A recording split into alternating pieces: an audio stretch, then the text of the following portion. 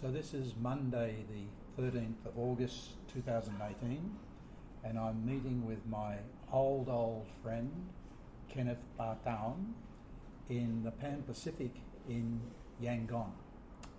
So Kenneth, welcome. We haven't seen each other for 20 years or something. More than 20 years. It's lovely to see you. Oh, absolutely. So, you know, even I don't know your full life story. So let's start at the beginning, when you're born and where you're born. I was born in the Shan States in Burma, and that was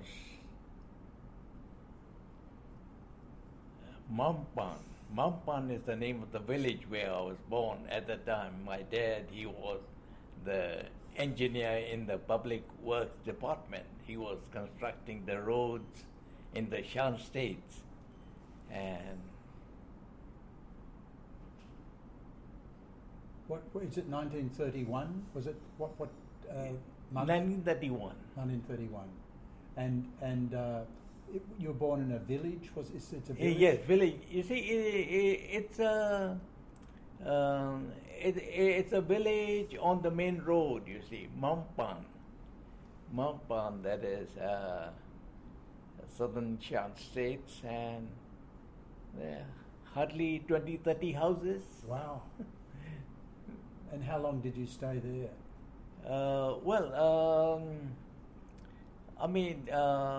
My dad had a bungalow there, which was a government bungalow, and he was staying there as an engineer, as the chief engineer of the roads department at that time.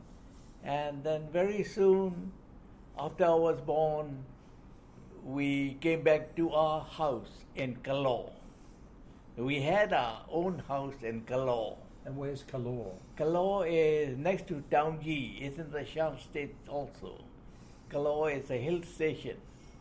So very nice climate. Very nice place, yes. Very nice city, small city. And that's where all my other brothers and sisters, they used to go to school there. St. John's Convent. How many of them, how many siblings did you have? When I was born, of course, I think I was the fourth one, but we have altogether 8 of us now. Wow. 8, five brothers, and myself 6, and then 2 sisters. And how many are still surviving of the 8 of you? I'm the only one. My goodness. I'm the only one, but the sisters are still alive. One is in New Zealand, and the other one is in Chicago. So of the brothers, you're the only soul? I'm the only one alive. You must have led a good life. I've been taking good care of my health. What I eat and how I sort of behave with the time that God has provided me. I'm very disciplined as far as eating and drinking and such things are concerned. In fact, I try to use the spiritual side of our system more effectively. I don't let the material side of our system try to rule me. Very good. Very good. It is mind over matter as far as I'm concerned. I don't let thoughts, also bad thoughts, enter my system, and whenever they enter, I try to eradicate them by concentrating upon them, thinking of them, and getting rid of them. Because you meditate every day? Every day, at least 2 hours a day, and I've been doing that for the past 35 years now. And that has kept me hale and hearty and sane also. So basically, when you meditate, you sit there and try and remove all thoughts from your mind. Yes.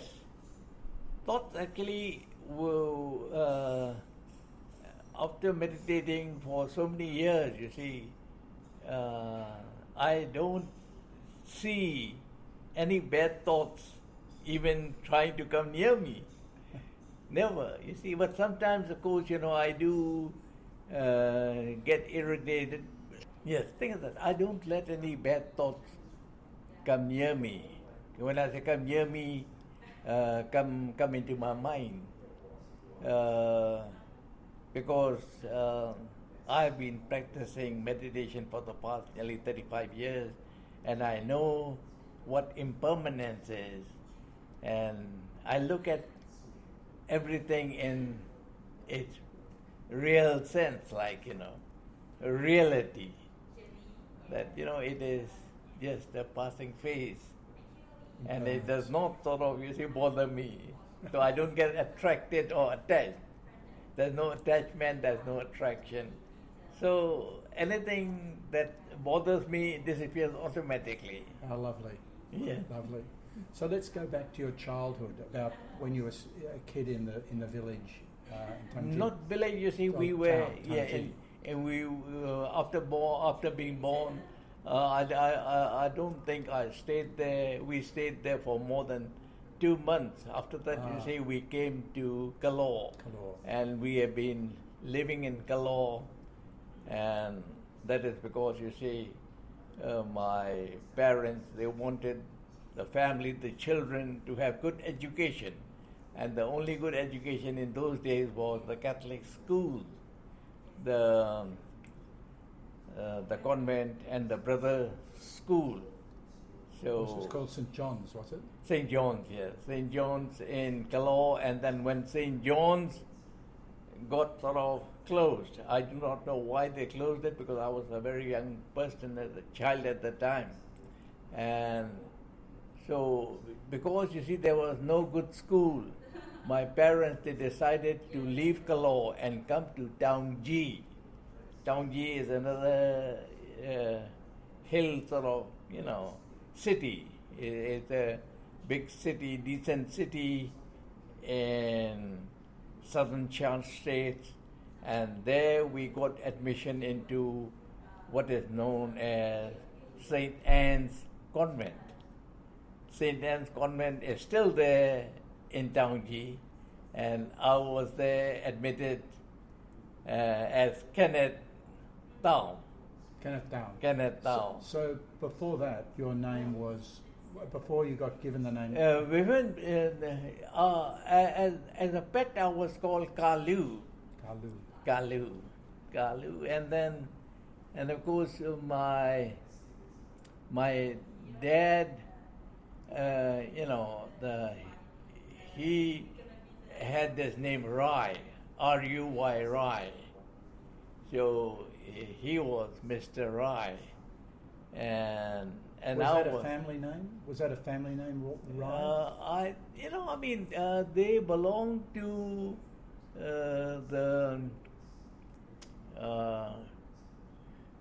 what they call it. You see, the name. It has to do with the. Where you come from, or the profession, or what? No, not profession. You see, it's the dynasty, like. Okay. Amongst the, because my father was Indian. Right. And my mother, of course, was part Indian and part Shan. So I have got Indian blood and Shan blood in me.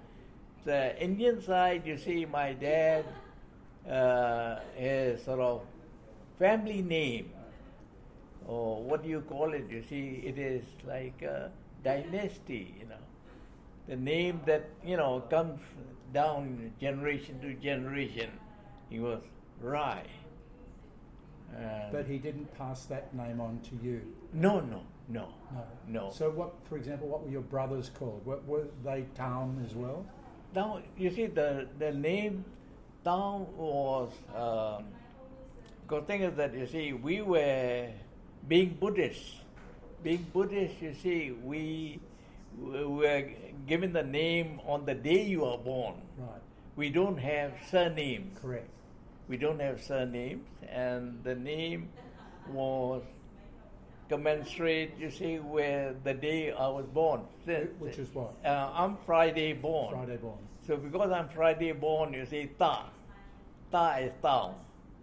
Like that, you see. Right. And So the Ba? Ba, of course, you see, it is father of. You know, I mean. Is that what it is? Yeah, that's what I mean. Father of, millions.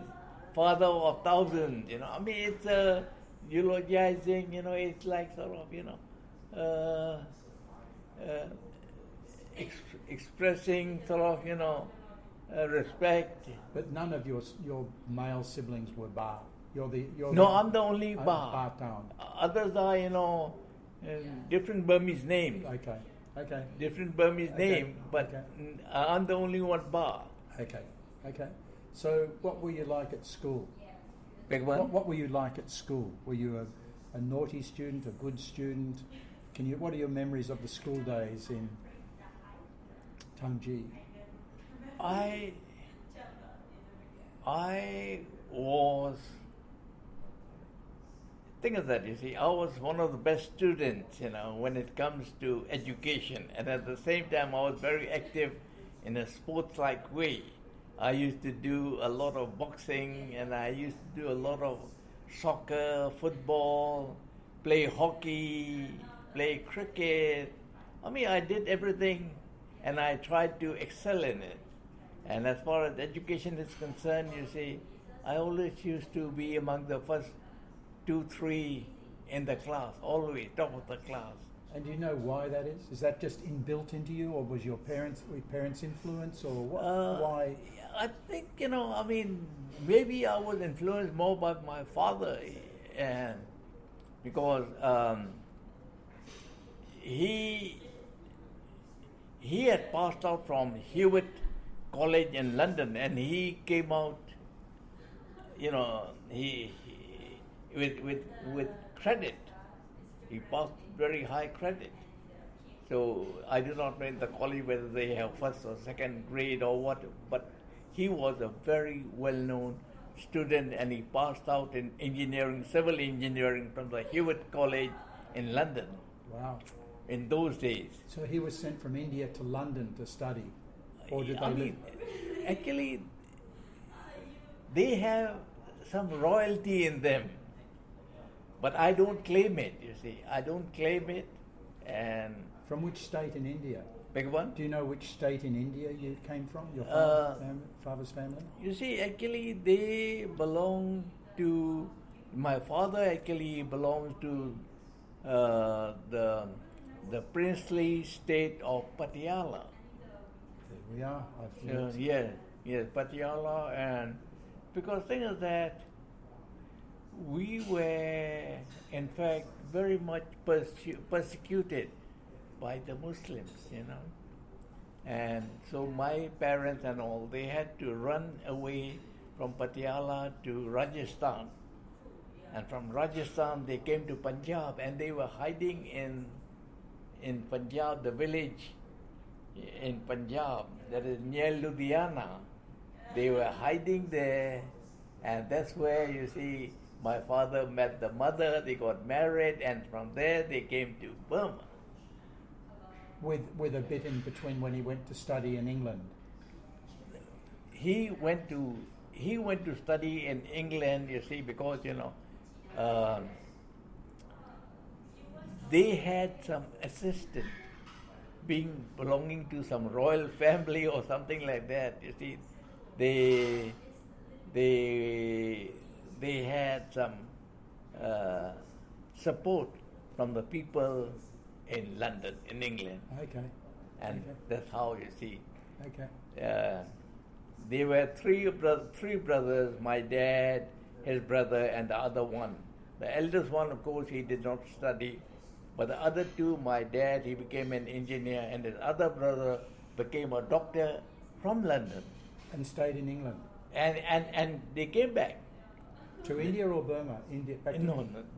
They came back to my dad came to Burma. Right. And the other brother, he remained behind in India. Right. Right. So going back again to your childhood, so Yeah. when you were about 7 or 8, the Second World War started. Second World War started when for 1942. 1942. At that time, I was 8, 9.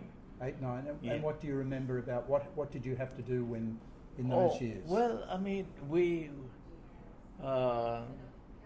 I remember, you see, we going to the airport because thing is that my dad had got tickets to leave Burma and fly to India. Yeah, because he was a senior Because civil on account of servant. the Second World War approaching the country, so he got tickets for the whole family, and we went to the airport. And just before we reached the airport got bombed,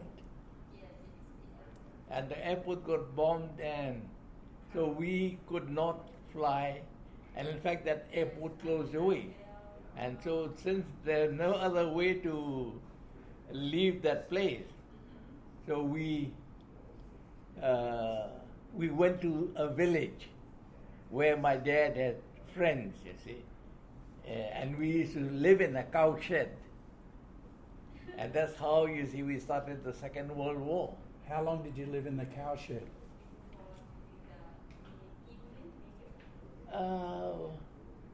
I mean, it was from cow shed to cow shed, but in between we did live in a small bungalow also, because the Japanese, you know, they wanted my dad to work for them, so he worked for the Japanese for a few months, and while he was working for the Japanese for a few months, they gave him a very good bungalow to live in, and we stayed there.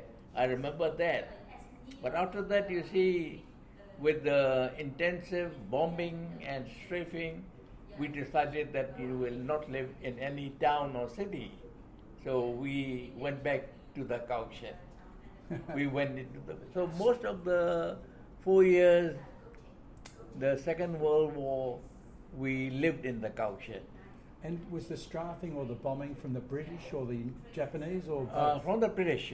The British. Well, initially, of course, the first 1 month it was Japanese, but after that it was British. And so no education during that period? No education at all. Only thing is that my dad used to teach me mathematics. Which is one of your favourite. Yeah, it is one of my subjects, the favorite subject. And any of your siblings also have this desire to learn? Of your siblings, your Yeah. brothers and sisters, were they also interested in education? Education in the sense means those who were elder than me, one was Jesse, he was elder than me. And then Xavier and George, they were working.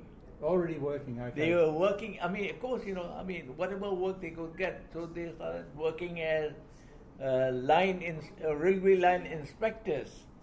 Railway line inspectors, you know, under the Japanese. Because since my dad was an engineer, you know, he had some connections and all, he recommended them and they became workers in the railways. So basically, the Japanese during that period, was not bad for the locals. The Japanese,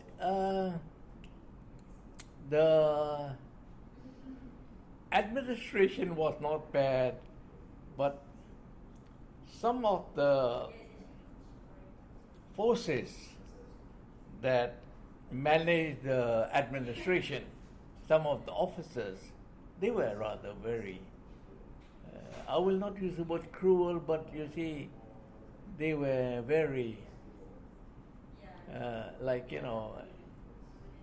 abusive, and they used to beat, hit, slap. For them it was just routine. You want anything, you just slap the guy and tell him to do this, do that, you know. Very, most uncivilized. Most uncivilized. But So- not all. Beg your But not all. Not all. Not all. Yeah.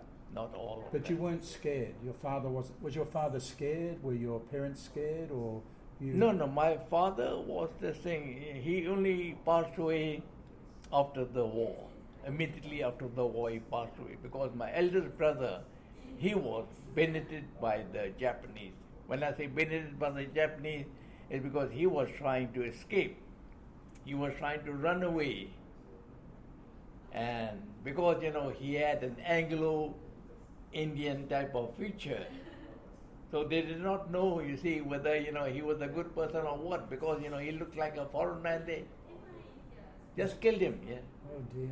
So, with that shock, you see, my dad, he did not last long. Oh, the tragedy of that affected your father? Yes, it affected my father. Well, presumably the rest of you too. Beg your pardon? Presumably it affected all of you.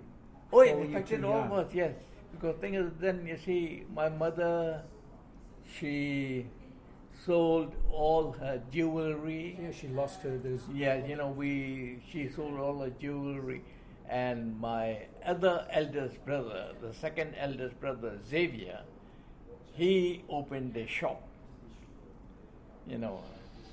A ration shop, you see, rice and peas and this and that in the village itself, you see. And with that, you see, and I used to help my brother in the shop. And the others, of course, you see, they went to school. And of course, the convent and the brothers' school, they helped us. So this is St Anne's still? Beg what? St Anne's? Is this St Anne's where we're talking about now, in Tangji? What was the school you went to there? This is at Maymyo. We went Maymyo. to St. Albert's. Okay.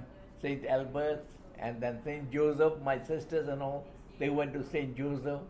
And thing is that, you see, they were kind. They did not take the full amount. Okay. They gave us a special concession. Right. And that is really, so nice of them. And they did not force us to become Christians or anything of the sort. No, nothing. They were just kind to us because we were good and poor. Good and poor, right. And so towards the end of your schooling, did you know what you wanted to do? Yes, I wanted to actually become a doctor. I was, hoping to become a doctor. But because, you see, I had no support from the family, because the thing is that to go to the university, you need to have financing. And so here, you see, I was helping my brother one side in the shop, and the other side I want to study, and the other side, you see, I have my brothers and sisters who are studying. And for them, you see, we need payment, financing. So I was active in that sense, helping my brother in financing them. And after that, so I, with the help of some of the people, my friends, you see, I got a job as a telephone operator. I got a job as a telephone operator, and I used to work in the night. Part-time job. Part-time job, you see, I used to work. They arranged it for me in such a way that I could work at night, get paid for it, and then I could study in Manly College. Study what? Science. Science. Because, we don't have, from year one, we don't have medicine or, we have intermediate. Okay. So we have intermediate of science and intermediate of arts. If you want to go into arts, you see, you go into IA. If you want to go into science and, medicine or engineering, you go into ISC, the intermediate of science. And I went into intermediate of science. I used to study, and I did pretty well, and I passed intermediate of science. And there I was, you see, intermediate of science, and I could not go to the medical college because there's no one to look after me Right. or pay for it. Right. So I had friends who had not even passed the intermediate, but they had passed the matriculation, they had passed the high school, and they came to me saying that, let's join the military. So this was in Memio. What year would we be talking about? What year would we be talking about, do you think? 1951. 51, okay. 51. He said, let's join the military. Now, I did not know that the military was looking for ISC, Intermediate of Science people, Graduates. because they want to train engineers and doctors for the army. We didn't have any. We hardly had any engineers in the army. 1951, you can imagine. Yes. We just, the army had just been formed. Yeah, just got independence. And so what happened is, I was, I did not know about it. All I knew was I was looking after my brother, I was looking after my mother. And then I was also, because then Mr. Evans, he was the district engineer of telecoms. And he was so kind enough for giving me a job in Memio itself. So I used to sort of, work in the telephone department at night in Memio itself. And in the daytime I used to help my brother with the shop. So when my friends, they said, Kenneth, let's join the army. I said, that looks nice, sounds nice. So we joined the army. We decided to join the army, and we had to go to Mandalay. From Memio to Mandalay is about 40 miles. We had to go there for the interview. And by chance, it is not a routine. But thing is that during the interview, who happened to turn up was General Newin. Goodness gracious. You see, he normally does not go to all these places. He's head of the army. But I believe, you see, he was passing by. He was in that area, and he appeared while I was being interviewed. And I remember him asking me one question. And that question was a very funny question. He asked me, and this is in English, he asked me, you are, fighting the enemy, and you have reached the place where the enemy is, and while you are about to get rid of the enemy in the last phase, and you get an order saying, stop everything and come back. Will you get rid of the enemy, or you will just come back? So I said, an order is an order. So since I've been ordered to come back, I said, I have to come back. I'll stop everything. And somehow or the other, he liked it and he remembered it. Because that was a very funny question. You are in the last stages of operation, you are about to get rid of the enemy, and at that time, you see, at the spur of the moment, you are ordered to come back immediately. So I say, an order is an order, so I will listen to the order, I will obey the order. And he liked it. So I was... So you got into the army? I got into the army. And we had to go to Mingladong.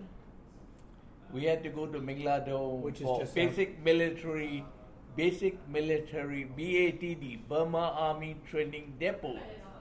BATD, which other people did not have to go, but I had to go. and some of my other friends also, they had to go. They went to BATD, This and is we were just there out- for 4 months. This is just outside Yangon, isn't it? Yangon, yes, that's Yeah. right. Next to the airport. Yeah. You see, and we were there for 4 months, and then it was end of the year 1951. You're 20 years old. Yeah, 1952. 1952, we passed out from Minglado and we had to come to Mimio.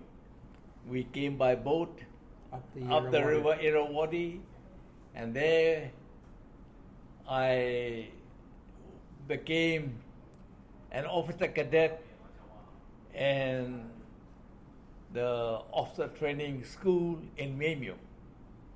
Officer training school in Mimio, and we had to, and I passed out from the officer training school in Mimio in August 20th, 1952. A few days' time. Yes, Very- yes. I passed out from, and then I was sent to the 6th Burma Rifles. It's an infantry battalion, and there I was a platoon commander fighting against the Chinese, the BCP, the Burmese Communist Party, the KNDO, and I was there. And then you see, So you saw action. I was in action. I got wounded also. Really? I got wounded also, but in fact, I got recommended also for gallantry award.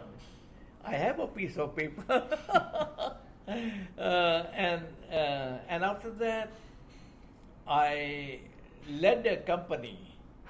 I led a company in 1954. So you're a lieutenant or lieutenant? Lieutenant. Yeah. I was a lieutenant. I was leading a company on the Burma-Thai border. We had the big mines, the Wolfram mines of Burma, very big mine, Nam Yen mine. And I was there, and so after capturing the mine,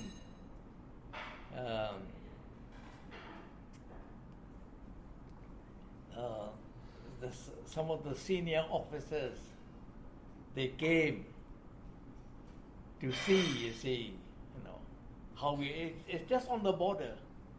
And who was that person was Newin?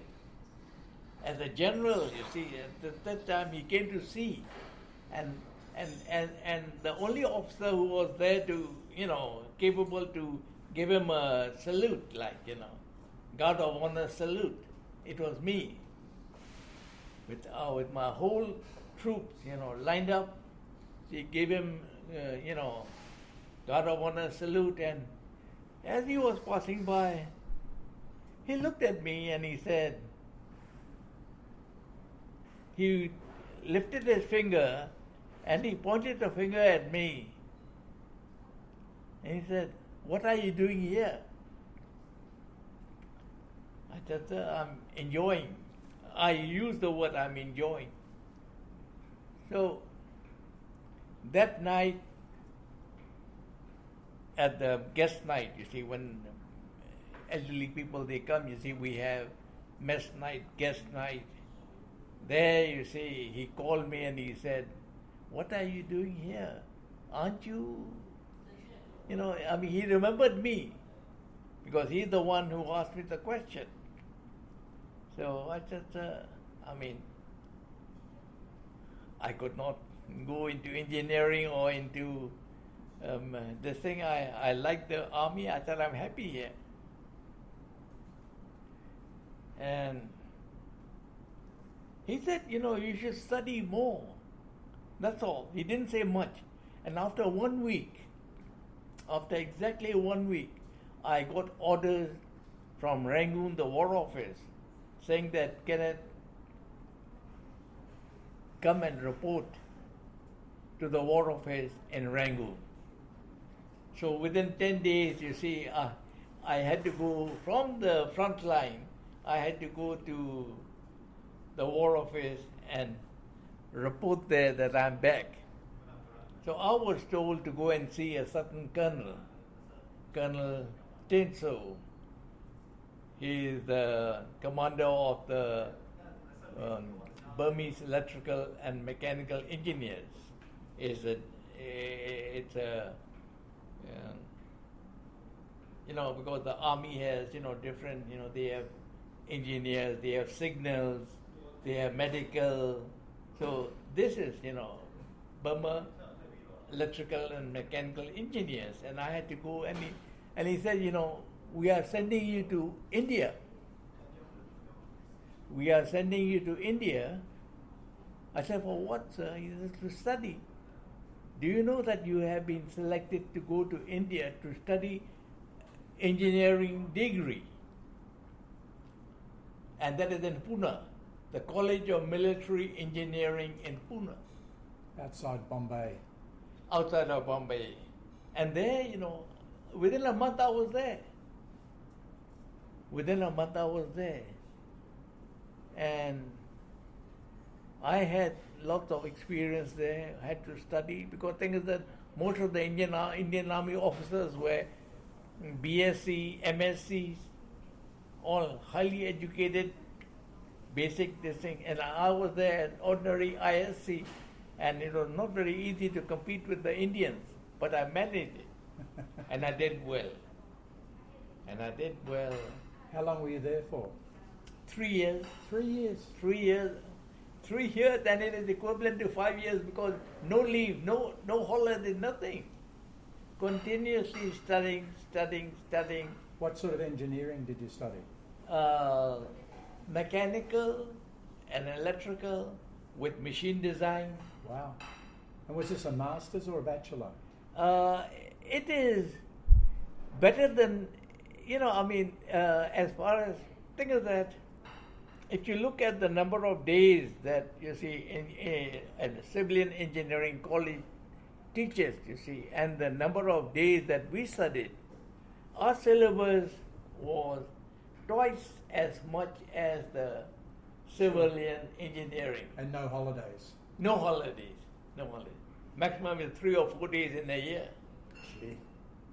And so thing is that we did not get an MSc or a BSc or something like that. What we got was member of the Society of Engineers India, which is equivalent to MSc. Right.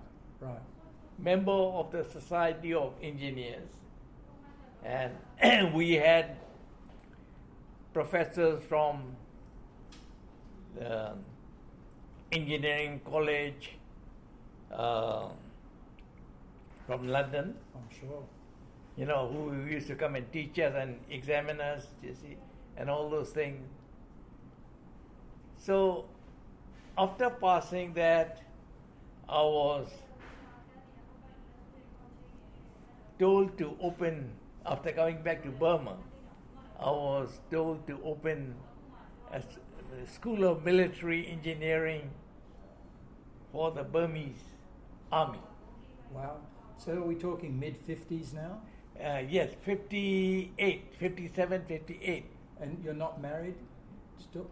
That is the time I got married. 58, I got 57, end of 57, 58, I got married. And how did that happen? Had you known your wife a long while, or? Thing is that I had friendship with her brother. Okay. I had friendship. He liked me, and I liked. Because thing is that it is more or less an arranged marriage. It was not love marriage or anything. So I did get to see her picture, and I liked her, and so I did ask him, to find out whether she'll be interested in an ordinary lieutenant. At the time, I had just become a captain. And so we got married. But thing is that I was told to open a school of military engineering, and I was running that school. We had three portions: electrical, mechanical, and civil. I used to take care of the electrical and mechanical part of the study. It is a diploma course, and we had a few hundred civilian boys who would join the army in the future as engineers.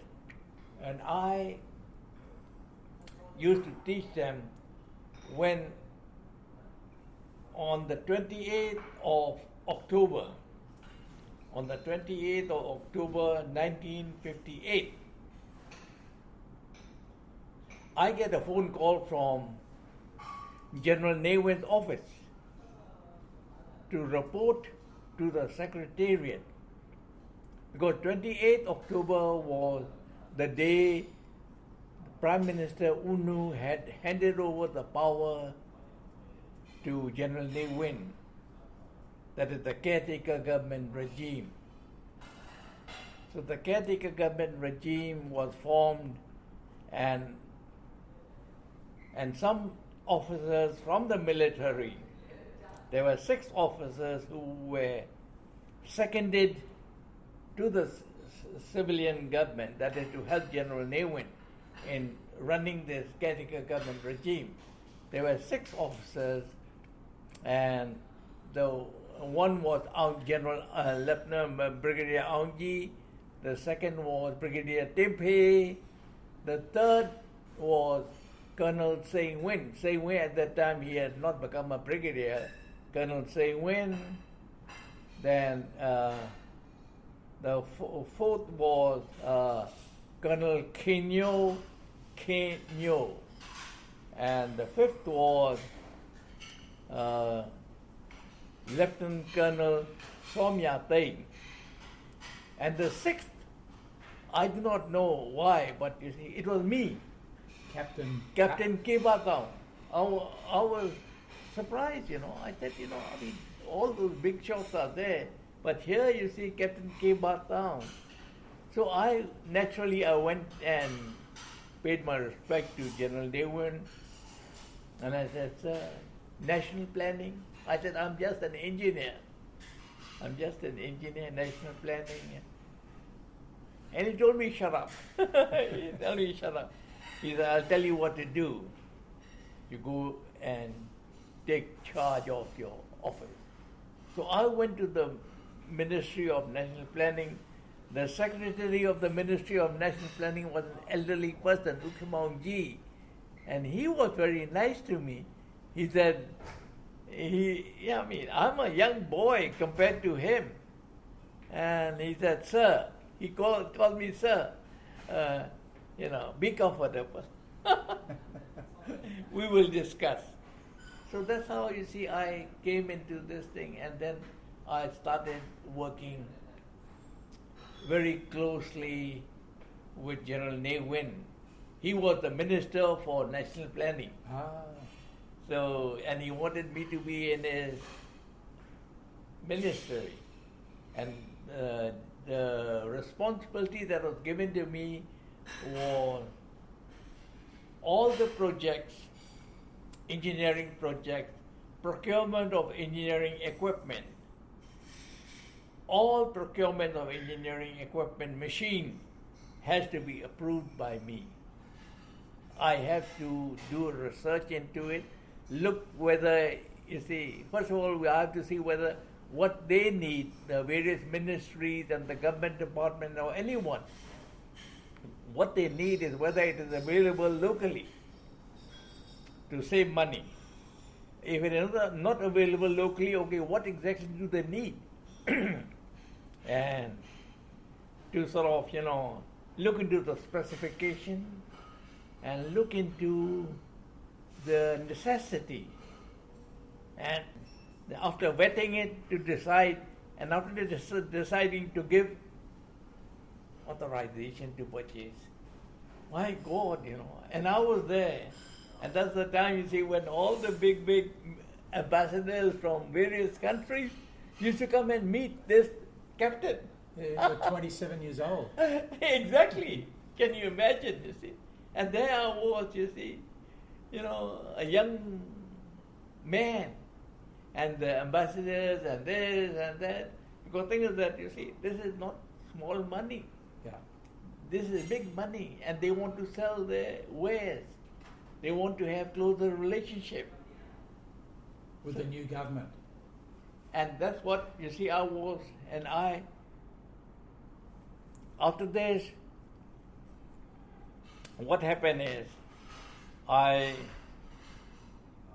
sort of, fulfilling my duty here, once we handed over, General Newman handed over the power to UNU after the caretaker government regime task was done. He handed over the power to UNU, and I had to go back to the military to get my rank, because there in the civilian side, you see, I was just a captain. Yeah. So to become a major, I had to go to Molmein. That is the engineering unit. We have a unit, so I became a head of that unit. And that is the time, you see, when, Colonel Taung, Colonel Maulwen, they were there in Molmein. And later on, Colonel Tin Sui also came there. And Kenyo also came there. Kenyo was Tin Sui's PA at that time. And there I was, you see, head of the engineering unit. And that is the time, you see, when General Newman visited Molmein to inspect the units. And he remembered me, and we were looking at some of the hills around Molmein, and all the hills were bald. And he, and of course, Colonel Taung, they says, look, the hills have become bald because all the trees have been chopped off for firewood. I said, for what? To cook the seawater, to boil the seawater and make salt. Because Burma was the country that depended upon import of salt. We did not have our own salt. We used to get salt from India, we used to get salt from Thailand, and we didn't have our own salt. So the people who used to make salt in Burma, they used to just boil the seawater and make it into salt. Very inefficient. And that's how all the trees and all, the hills have become bald-like, without trees. He said, do it. And General Newman said, can I do something? Now, I'm an engineer. I've got nothing to do with seawater. I've got nothing to do with seawater. So Colonel Taung said, okay, we will see what we can do. So he told me to study the salt industry while I was commanding officer of the BEME. So what I did, I went to Chakmi. Chakmi is a village where people, they boil salt. They make salt. So I went there, and we have a research station, about 20 acres of land where the seawater is pumped on. And there, you see, I opened my office there in the salt field for nearly 3 months. And I learned what is the salt industry. And that's where I learned that, you can evaporate the seawater in stages and it can become solar salt. But I did not know how to do it on a commercial multi-scale. So Colonel Taung and Colonel Maulwen, they said, Kenneth, you go to India, so, and see how they do it. So I went with some of my boys. I went to Gujarat. And then the Tatars, they had the salt field. So I went there to see how the salt water is pumped onto the land, and stages by stages, as the salt water becomes saltier, I learned quite a good bit. And after that, I went to Thailand. There I was there for about 3-4 days. Then I said, yeah, we can do it. But thing is that Molmein or Burma, you see, is a place where the rainfall is very high. So will it be possible to make solar salt? It is not easy to make solar salt with the rain. Yeah. Solar salt is made in Gujarat and all that, hardly any rain. In Thailand also, where they make, the rainfall is less than half of that what we get here. And then I said, let me try it. So I tried it, and we managed to get, the quantity was less, but we produced solar salt. So Taungji said, don't do it on 20 or 30 acres, let us do it on a bigger plot of land. So he gave me 700 acres in Sesse. Sesse is, you see, it's a beach area, very beautiful beach area. So 700 acres he gave me.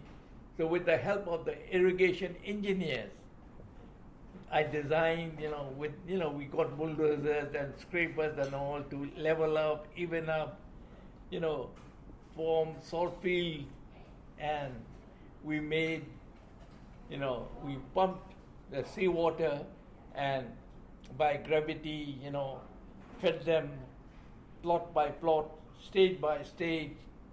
As the salinity came up, we shifted it to the next plot. Like that, you see, we started producing solar salt. And Nguyen was so pleased, Nguyen was so pleased. He said, you leave the army, you come to Rangoon. So I was posted to Rangoon. I became the commissioner of salt industry. Commissioner of salt industry. And then 1960 would this be, or when would it? That was in 1964. 64. And are you then a major at that stage, or are you a major then, or are you captain still? I was senior major. Oh, okay.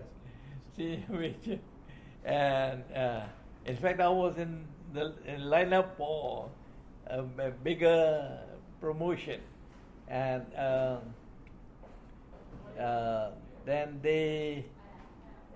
I had my own office and all, my own thing all over Burma, and then so I added a few more thousand of acres, few more in Panga, that is near Sesse, 1,000 acres there.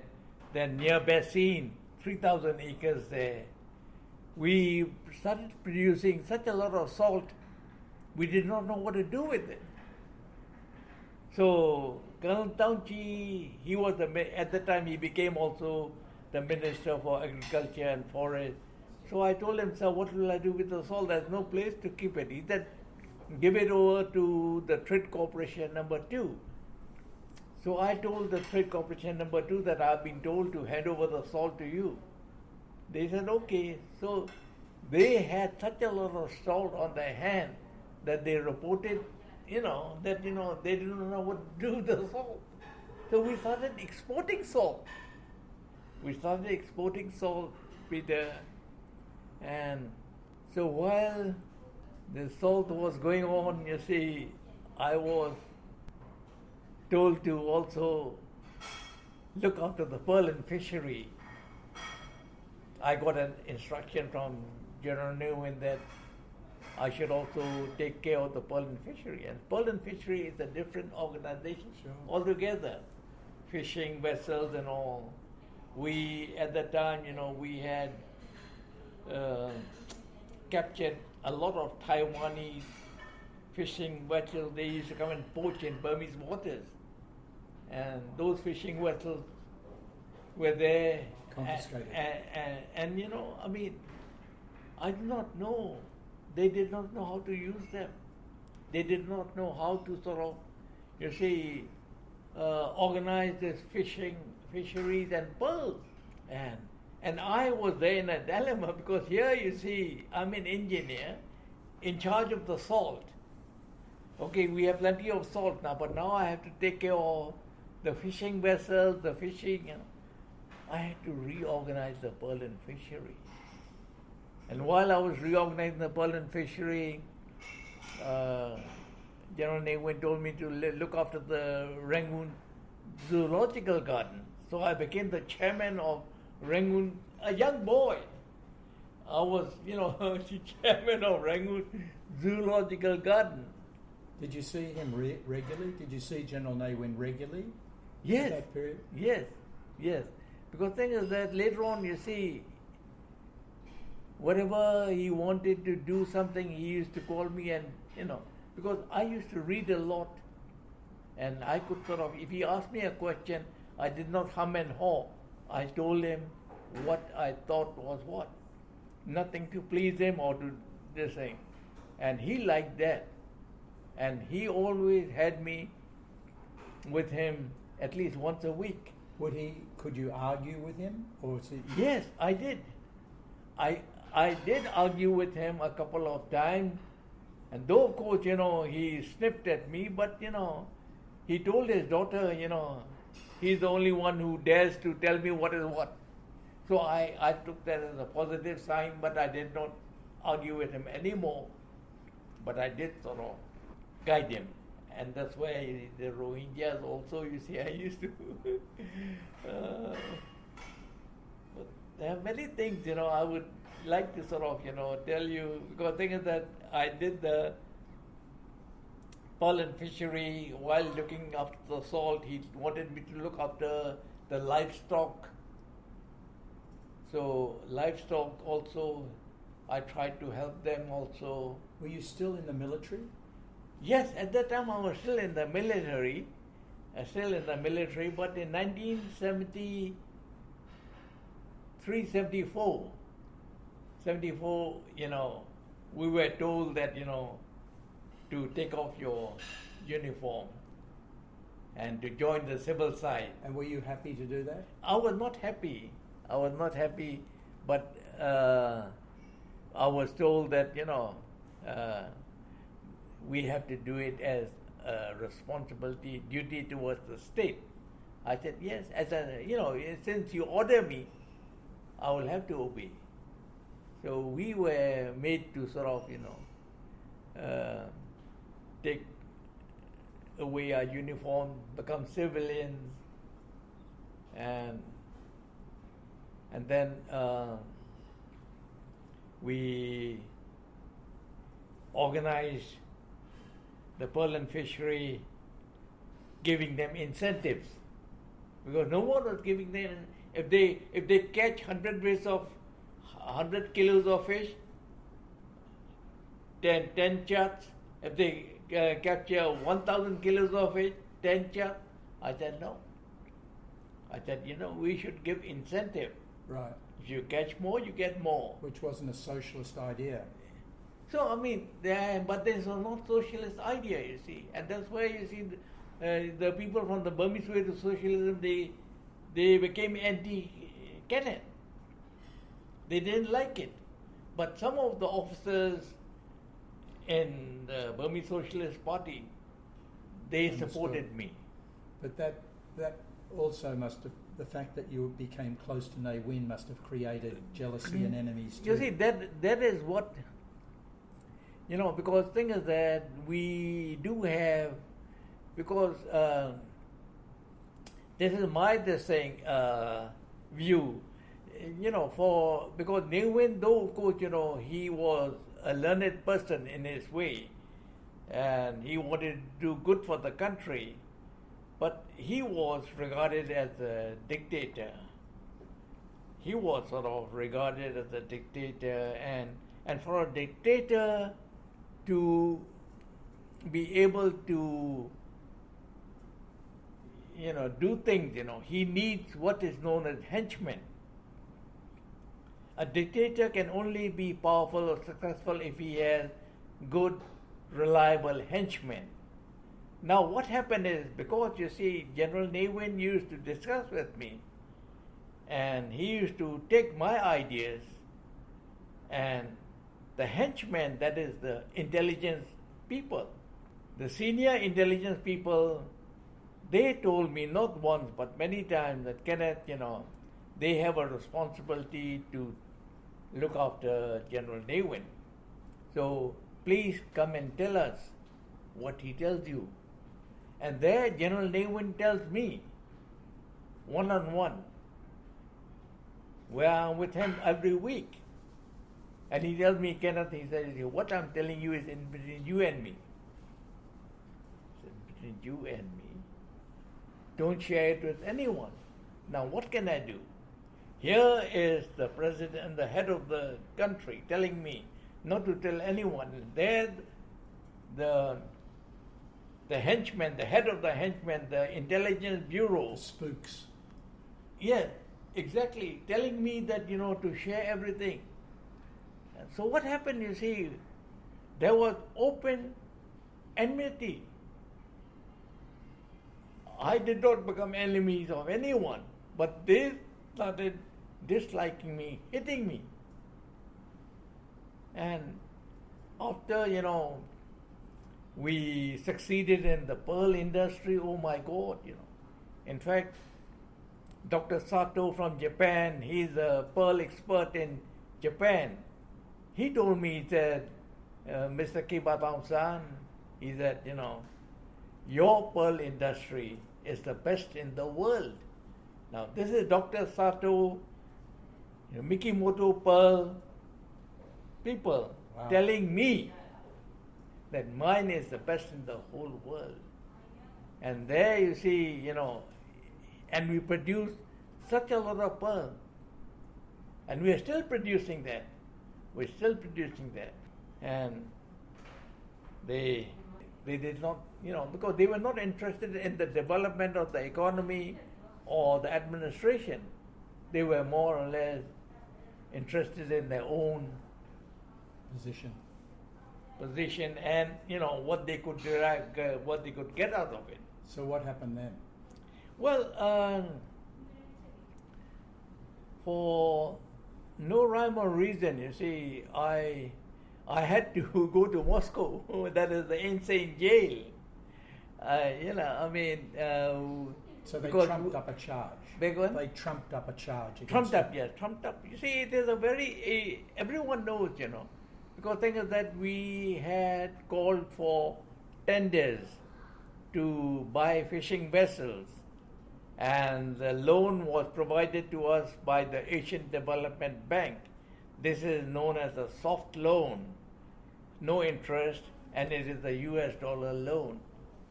So the countries that are under ADB, they can sort of participate in the tender, offer the boats that they will provide us.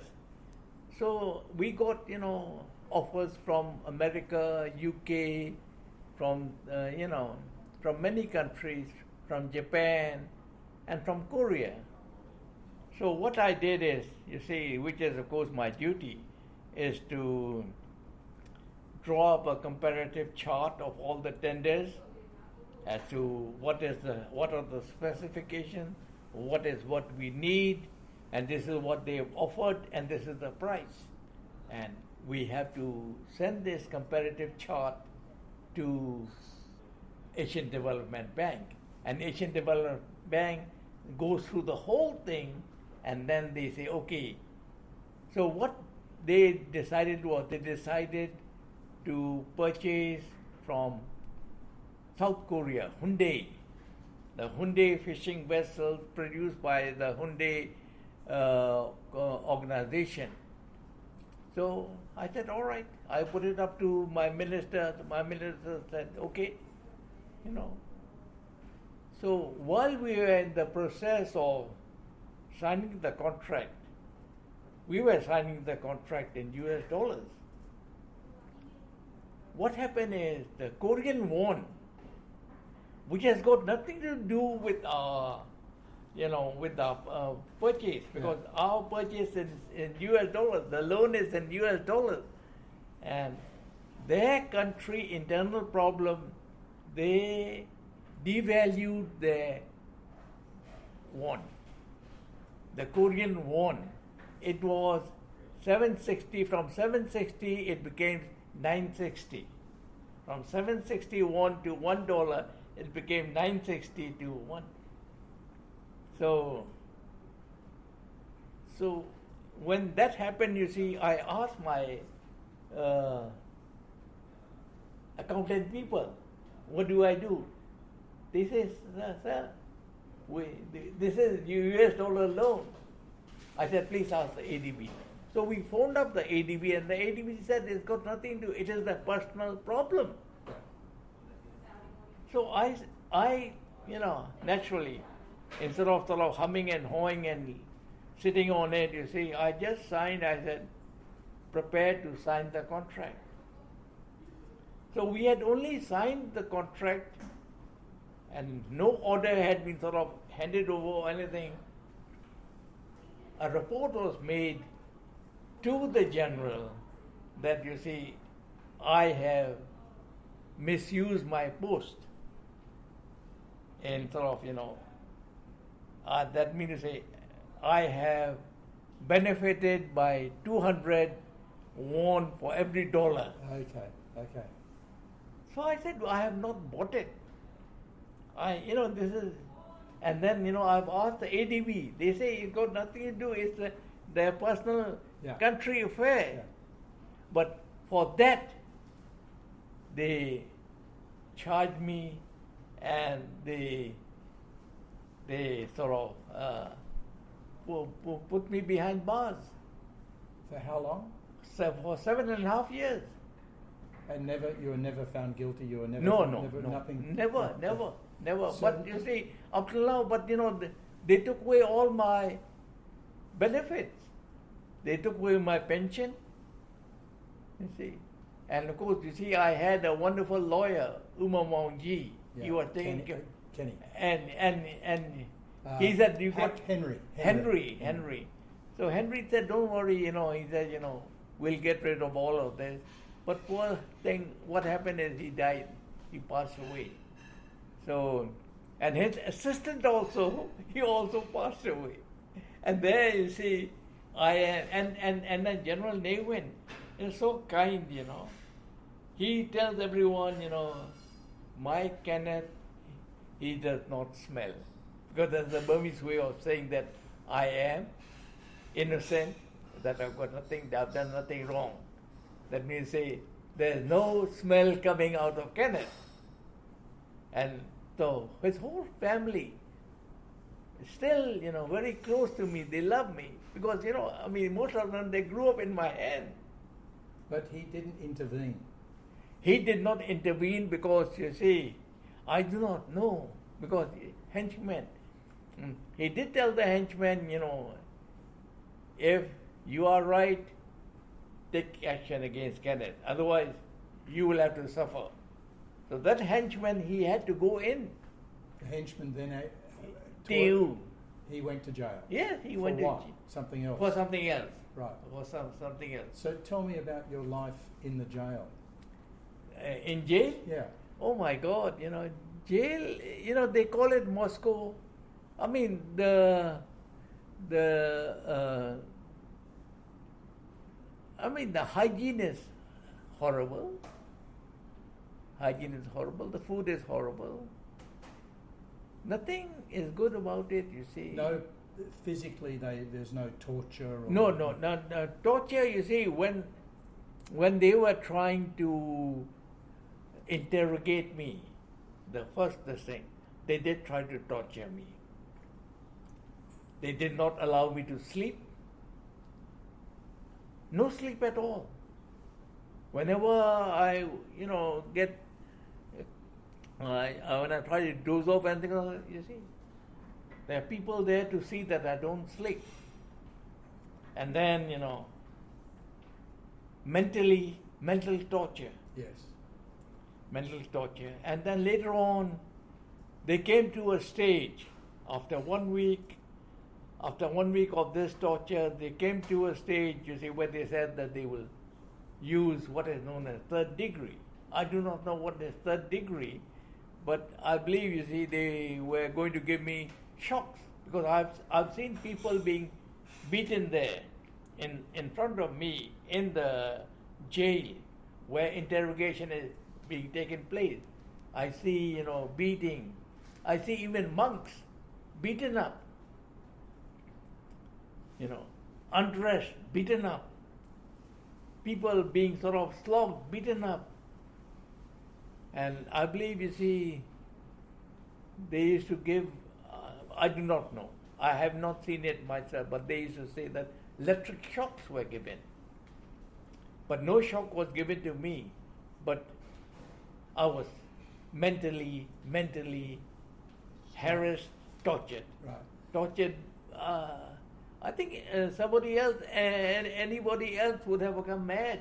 And I think you said you were in solitary confinement for a long while. Yes, they kept me in confinement. Confinement, no talking, no sleeping.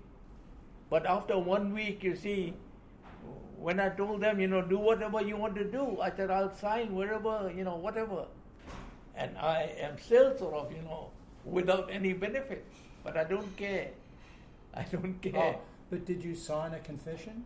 I had to sign on a blank sheet of paper. I had to. Then only they allowed me to sleep. There's no confession. What is this? I know. No, because thing is that, you see, there's dollar and won. Yeah, I understand. You see, so you don't know what they did but with the blank sheet of paper. I do not know what they, because I remember there's one senior BSI officer. I knew him before. So he was also one of those who was trying to interrogate me. And he told me quietly that, Kenneth, you need a good lawyer. There's nothing wrong with you, but you need a very good lawyer to put some sense. So I had Henry. And all along, everything was fine. Yes, I did sort of, agree to signing the contract. They devalued this thing. It was not my doing. Yeah. It was their economy. I heard from Harry, our mutual friend Harry. He said at one stage, after you'd been in there for some time, they actually gave you, you had your own little area in the prison. Is that right or wrong? What? After some time, some years in there, you were given your own little area in the prison. You weren't treated like everybody else. Is that true, or were you the whole 7.5 years treated badly? Thing is that, you see, I was kept in the hospital. I mean, thing is that the case was still going on. You see, I was never a prisoner. I was never something. I was there under lock and key. Like on remand, we'd call it in our country. Yeah, something like that. You hadn't been found guilty. No. And they kept on, and they did not want to finish it. Harry told me this story. I don't know if it's true, but you used to be able to get Time magazine because they'd wrap all the pieces of fruit in. Yes. I mean, they did not allow me to read anything, but Harry, he was very innovative. You see, one apple, half a magazine. So he would buy the magazine, the current magazine, in English, which they couldn't read. Yes. And then he'd wrap different pieces of fruit in them, so you could open it up. I could read that there. That's what you see. I mean, innovation. They helped me with that. Okay, so you're able to read Time magazine, but so it was really just the length of time you were in there. In the end, that your family was outside, you had no pension. It was a very difficult time for your family. Very, very. There is another story. I don't know whether it's true about that period. Yes. That people worked out that there's a way to free you, that you could have escaped. Yes. Then there was when I was in the hospital. There is a place that is known as the guard ward, where prisoners or those who are undergoing trial and all are given medical treatment. And I was there for some time, and there were some friends of mine who wanted to sort of hijack me, take me out of that place, and they in fact had the boat and all ready. Yeah, the underground route to get out of Yes. Burma. No, I mean, they were just going to put me onto a vessel, and that vessel would have taken me to Malaysia or to Thailand. They had arranged everything. They came to me and they said, but I said, it's okay for me, but I know, they will play hell with my children and my family and others, for no rhyme or reason. And I said, I want to, because I have no guilt. I have not done anything wrong. I said, I will face it. In fact, I wanted to face them. I wanted them to continue with the examination of my case, my trial. They did not. They just came, took the next date, and then next date they came, they took another date. Like that, it kept on going.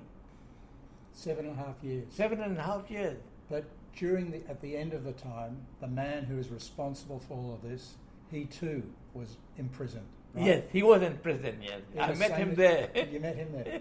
And was there guilt on his side, or, what do you remember? I think of that, when he met me in the lockup, he said, Kenneth, you're still here. You're supposed to be out. That is what he told me.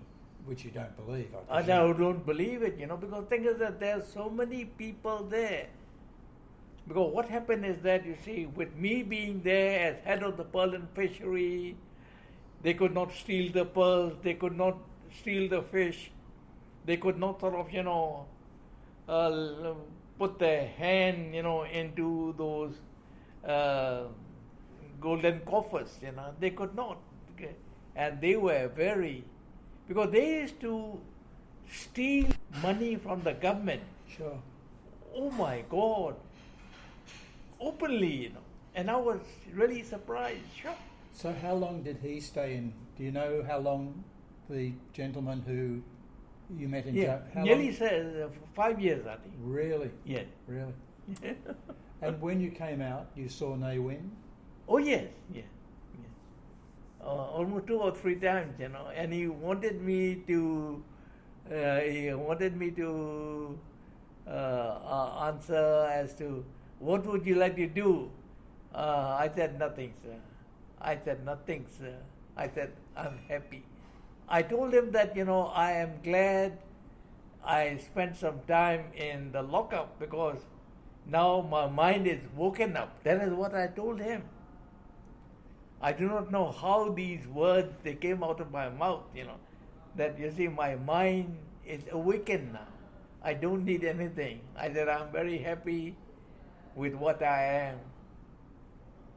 So, and in fact, all that I was hoping was, very soon I will become a pensioner. That's all. But that never came. And I was waiting for Henry to put it up, to the court. So you came out before the case was completed. You came out of prison before the case was dropped. No, I mean the case was more or less thing is that they held me guilty on benefiting with the exchange rate of the won. That's all. Yeah. And they think that I made some millions of dollars. We never bought it. We never got it. But this is how things have been going here. Yeah. Not only me, there are others also, for no rhyme or reason.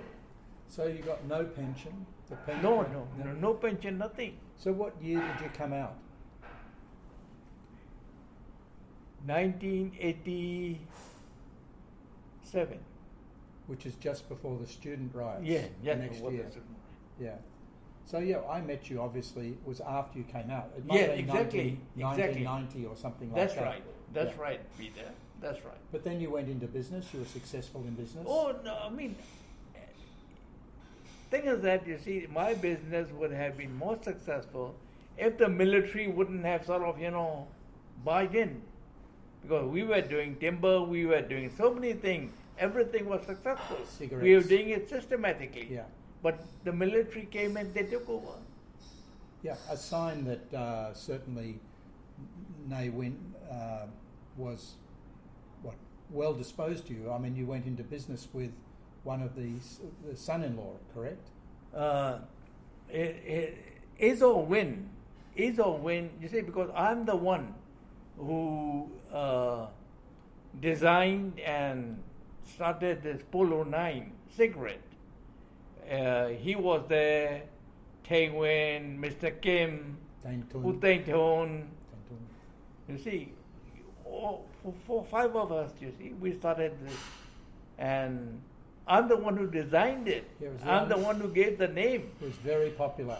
It was popular, and it would have sort of, but again, it was so difficult to get the tobacco, this and that, every move that we tried to sort of make, there was something or the other being sort of put in like an impediment coming in.